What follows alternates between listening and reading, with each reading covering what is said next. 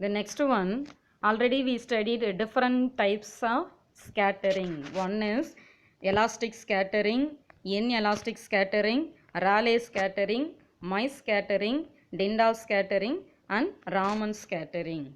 So how we can classify these scattering?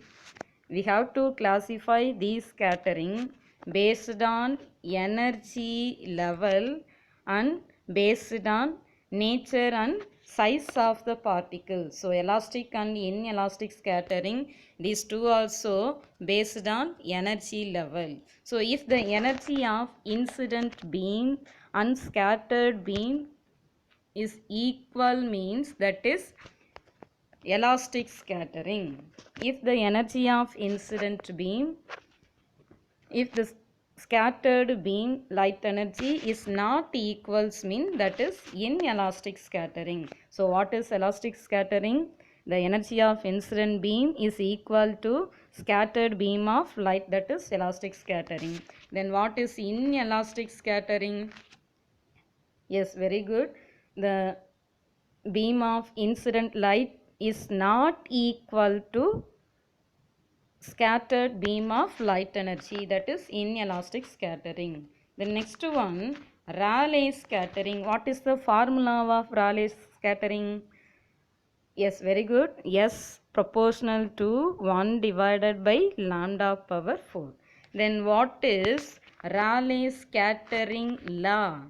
What is Rayleigh scattering law? The amount of scattering is inversely proportional to fourth power of its wavelength. That is Rayleigh scattering law. The amount of scattering is inversely proportional to fourth power of its wavelength. And from this scattering, we have one creative question. That is, why does sky appear in blue color? Say the answer. Very good, students. Because of due to Rayleigh scattering, the blue color scattered more than the red color. So sky appeared in blue color. The next one question, why does the sky appeared in red color at the time of sunrise and sunset? Dear students, can you think and say the answer? Yes, this question is very easy. The answer is due to Rayleigh scattering, the red color scatter more than red color at the time of morning and evening. So the sky appear in red color at the time of sunrise and sunset. Is it clear? Okay. The next one, Mie scattering. So Mie scattering is also known as dash scattering. Yes, very good. That is elastic scattering, because of the incident beam light energy is equal to scattered beam light energy. So the Mie scattering is also known as elastic scattering. And in this topic we have one creative question. What question is? That is, why does the clouds appeared in white color? Why does clouds appear in white color? Yes, very good. The answer is, when the white light falls on the water drops, all the colors are equally scattered, which together to form white light.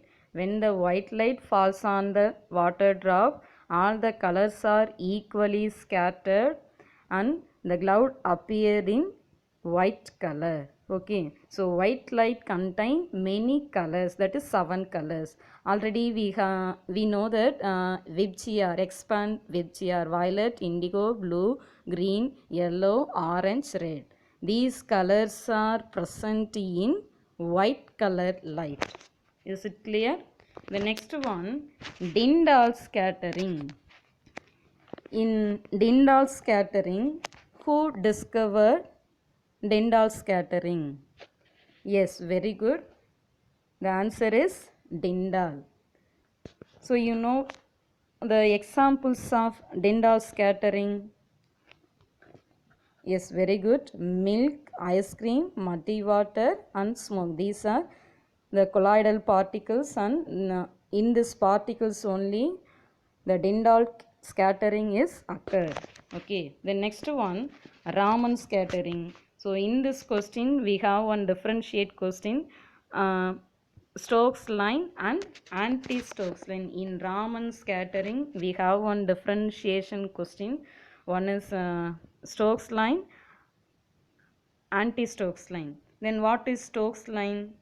The line frequency is lower than the incident frequency, means that is Stokes line. If the line frequency, that is spectral line frequency, is greater than the incident frequency, means that is anti-Stokes line. Okay. Then who discovered Raman scattering? Yes, very good. The answer is Sir C.V. Raman. Then who discovered Rayleigh scattering? Yes, very good. The answer is Lord Rayleigh. So these types of scatterings are very important. This will be coming in 2 mark question and 4 mark question and 7 mark question. So study well. The next topic, lens. What are the types of lenses? Yes, very good. There are two types of lenses. There are two types of lenses. One is concave lens, another one is convex lens. What is convex lens? If the middle part is thicker, that is convex lens. If the middle part is thinner than the edges, mean that is concave lens. The middle part is thicker, that is convex lens. If the middle part is thinner, that is concave lens. Okay. Then next we studied applications of lenses. If convex lenses are used in camera lenses, magnifying lenses, telescope, microscope, and projector. Okay, these are used in convex lens. The next one, the applications of concave lens. This is used in Galilean telescope, spy hole indoors, and it is used to correct the defect of vision, myopia. Is it clear? Then next we studied ray diagrams of concave and convex lens. And we studied formulas, lens formula, lens maker's formula, power of lens, and magnifying lens. So in this lesson we have some formulas. And see the first formula, velocity of light. What is the velocity of light formula? Yes, very good. C is equal to V into lambda. This formula already we studied in the properties of light, fourth point. Okay, so velocity of light is equal to V lambda. Here lambda is wavelength, V is frequency of the light. The next one, Snell's law. What is the formula of Snell's law? The answer is sine of I divided by sine R is equal to mu 2 divided by mu 1. Okay. The next one, Rayleigh scattering law. What is the formula of Rayleigh scattering law? Yes, very good. The answer is S proportional to 1 divided by lambda power 4. So here I ask one questions to you. What is the definition of Rayleigh scattering law? Yes, very good. The amount of scattering S is inversely proportional to fourth power of its wavelength, that is Rayleigh scattering law. The next one, lens formula. What is the lens formula? 1 by F is equal to 1 by V minus 1 by U. Here F is denoted as focal length of lens. Then what is V? Distance of image. Then what is U? Yes, very good. That is a distance of object. So you have to relate distance of object u and distance of image v and focal length of the lens, we can get lens formula. The next one, magnification. So what is magnification? The ratio of height of image to height of object. The ratio of height of image to height of object. Here h is height of object. Then what is h dash? Yes, very good. That is height of image. So the ratio of height of image to height of object, that is magnification of a lens. Then it is equal to V by U. What is V? Yes, very good. That is the distance of image. Then what is U? Yes, very good. That is distance of object. So the ratio of distance of image to distance of object, that is also magnification of a lens. Okay. The next one, power of lens. What is the formula of power of lens? Yes, very good. The answer is P is equal to 1 by F. P is represented as power of lens and F, that is focal length. Then what is the SI unit of power of lens? Yes, very good. The answer is diopter. The answer is diopter. Okay. The next one, lens maker's formula. It is related to focal length of the lens f and refractive index of the medium mu and radius of curvature r1 and r2. So lens maker formula, what is the lens maker formula? 1 by f is equal to mu minus 1 into 1 by r1 minus 1 by r2. That is lens maker formula. Okay, the next formula, the focal length of required concave lens for myopia. In myopia, how we can correct that problem?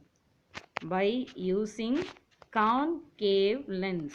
Okay, so the formula is f is equal to xy divided by x minus y. Okay, the next one, focal length of the required convex lens for hypermetropia. The formula is f is equal to d divided by d minus d. So in this concept, we have one differentiation question. Differentiate concave and convex lens. In convex lens, we can get dash image. Dear students, listen the question and say the answer. In convex lens, we can get dash image. Yes, very good. The answer is real image. In concave lens, we can get dash image. Very good. The answer is virtual image. Okay.